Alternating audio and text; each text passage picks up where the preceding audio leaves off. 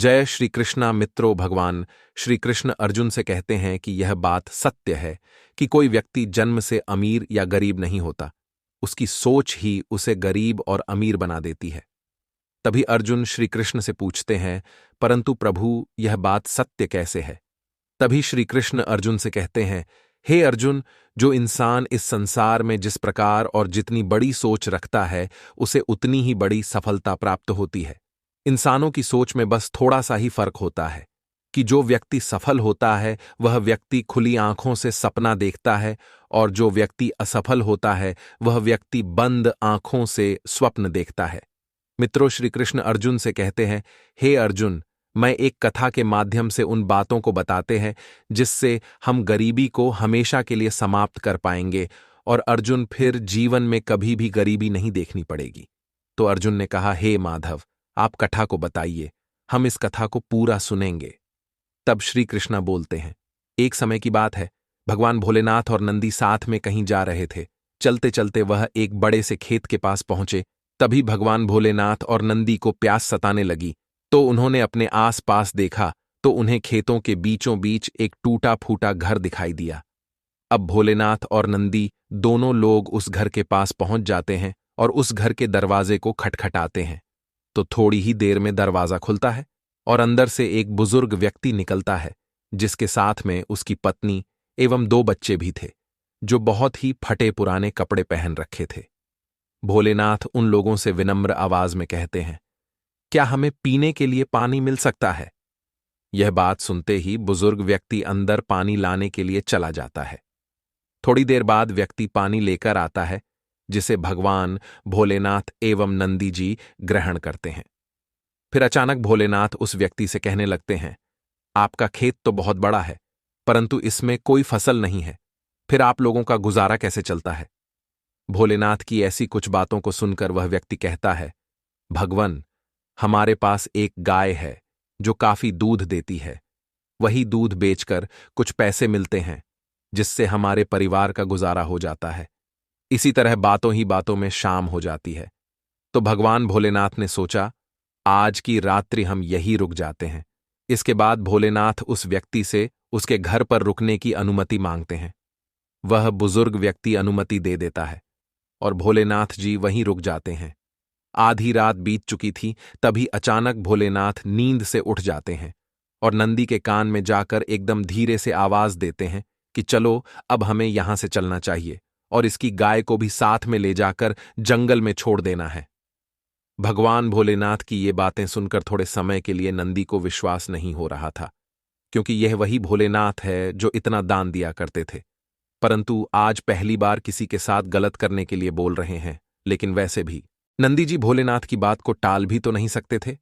आखिरकार भोलेनाथ और नंदी जंगल की तरफ उस गाय को लेकर निकल पड़ते हैं और उस गाय को जंगल के बीचों बीच में ले जाकर छोड़ देते हैं, जहां से उस गाय का वापस आना बहुत मुश्किल था।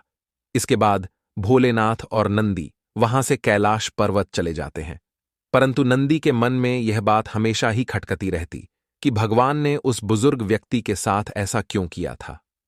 लगभग 10 वर्ष गुजर जाने के बाद नंदी के मन में विचार आता है कि क्यों न उस बुजुर्ग व्यक्ति से मिला जाए जिसकी गाय जंगल में छोड़े दिया था, और उसकी कुछ आर्थिक मदद भी कर देंगे ताकि उसके आगे की जिंदगी खुशहाल हो सके। अब नंदी जी भगवान भोलेनाथ के पास जाते हैं और बुजुर्ग के पास जाने की अनुमति मांगते हैं। भोलेनाथ जाने की अनुमति दे देते हैं।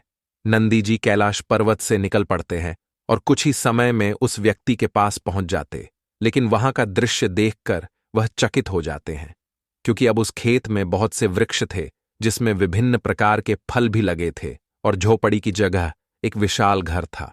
यह सब देखकर नंदी जी के मन विचार आने लगा कि हो सकता है कि गाय के चले जाने के कारण वह बुजुर्ग व्यक्ति सब कुछ बेचकर यहां से चला गया होगा और यहां कोई और रहने लगा होगा। यही सोचते हुए वह कैलाश पर्वत की ओर वापस लौटने लगते हैं। तभी नंदी जी की नजर उसे बुजुर्ग व्यक्ति पर पड़ती है। नंदी जी उस बुजुर्ग व्यक्ति के पास जाकर कहते हैं, शायद आप हमें ना पहचानते हो, लेकिन कई वर्षों पहले मैं आपसे मिला था। तब वह बुजुर्ग व्यक्ति कहता है, मैं आपको कैसे भूल सकता हूं, आप तो उस दिन बिना बताए ही यहां से चले गए और उसी दिन हमारी गाय भी ना जाने कहां चली गई, जो आज तक नहीं लौटी। कुछ दिनों तक मैं बहुत परेशान हो गया था कि अब क्या करें, परंतु जीने के लिए कुछ ना कुछ काम करना भी जरूरी था। इसीलिए मैंने लकड़ियों को काट कर बेचने का काम शुरू किया। जो भी पैसे मुझे मिले, उन पैसों को हमने अपने खेतों में खर्च करके फसल उगा लिया। फसल बहुत अच्छी हुई, जिससे मैंने फलों का एक बगीचा लगवा दिया। बगीचे में बहुत अच्छे फल लगे और आज मैं शहर का फल बेचने वाला सबसे बड़ा व्यापारी बन गया हूं। लेकिन यह सब कभी ना हो पता अगर वह गाय यहां से ना गई होती, क्योंकि उसी गाय के कारण मैं कोई दूसरा कार्य नहीं करना चाहता था। उसके जाने के बाद मैंने दूसरा कार्य करना शुरू किया और आज मैं अपनी जिंदगी से बहुत खुश हूं और शहर का सबसे बड़ा व्यापारी भी।